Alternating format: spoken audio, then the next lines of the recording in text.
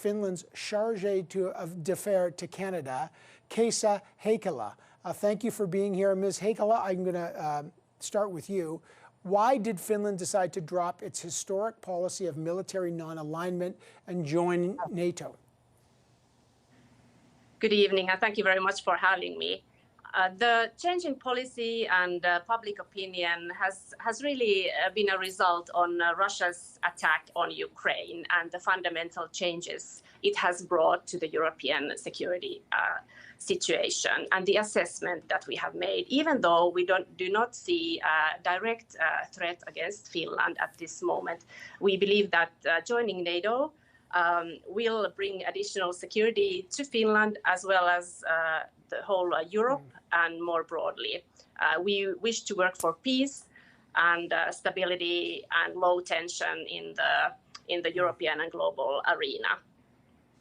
But you know, chargé d'affaires, that Russia has already said this is an escalation, and they are promising to retaliate, that in fact this could increase tension. What is Finland's, are you concerned about that, and what's the response? Russia's rhetoric here is not new. Their position has been known to us for a long time on NATO enlargement. And we do see that security is certainly not a zero-sum game, that if somebody's security is increased, it is not away from anyone. And we are certainly not in aiming to be aggressive against anyone. It's to better secure our own situation and, of course, of Europe as a whole, and see that the Russian aggression in Ukraine must end immediately. Steph Lovitz, let me bring you in. What do you make of NATO expanding? This is exactly what Putin has been railing against. Now he's brought Finland and Sweden to the doorstep of NATO if Turkey weighs in. What do you make of the implications of this? Well, you have to, the world so far has worked sort of in concert, broadly stated, Western and developing nations to try and deter Vladimir Putin. And, rounds and rounds of sanctions have certainly had a punitive economic effect, and the Russian nation as a whole, its individual citizens, will pay the price for that. But what it hasn't done is deterred Vladimir Putin.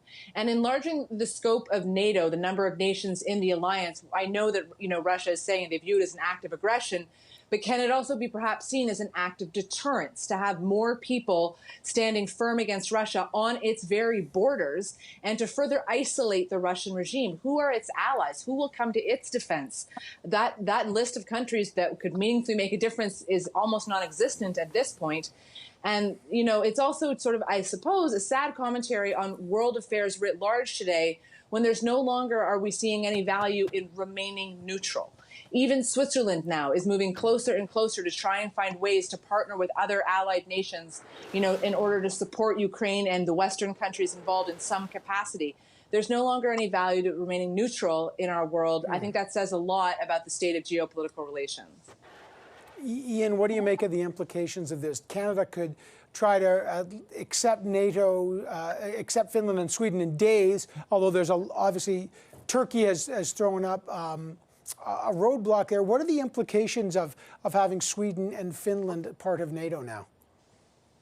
Well, it could take some time to see this come through, but it's remarkable. There have been a lot of miscalculations by Russia in proceeding with this war in Ukraine, and it's an ironic miscalculation here that Mr. Putin has, his steps have led these two countries to join NATO or to seek to join NATO, sort of leading to something he didn't want to have happened, has happened or is in the process of happening.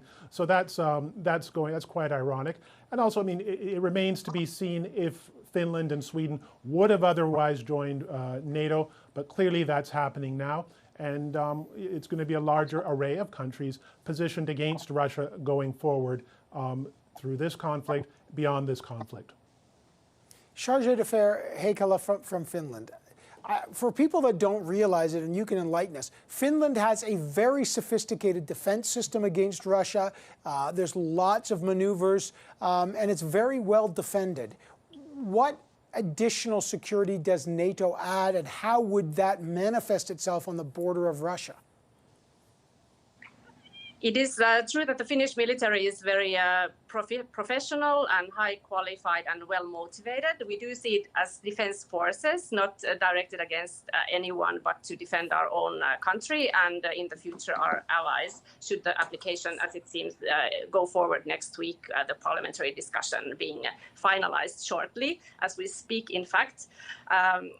So in any case, it's NATO's collective defense and also the joint planning and interoperability that will bring the difference. We have already, since 1994, participated in the Partnership for Peace with NATO. We have built our defense forces to a high degree of interoperability with NATO allied forces and also with other partner countries, closest of them for us being Sweden.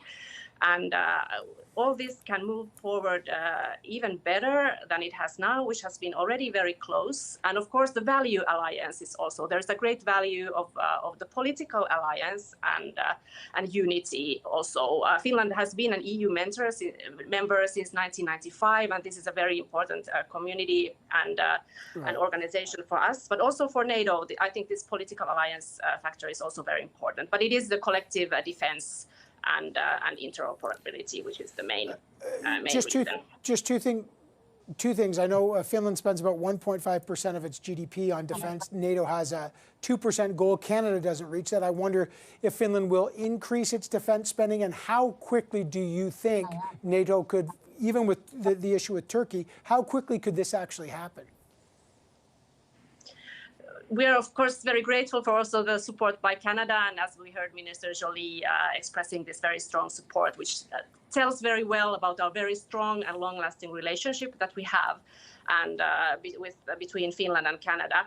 And in fact, with our already decided defense allocations, our defense budget will be very close to 2% in the next years, even slightly above.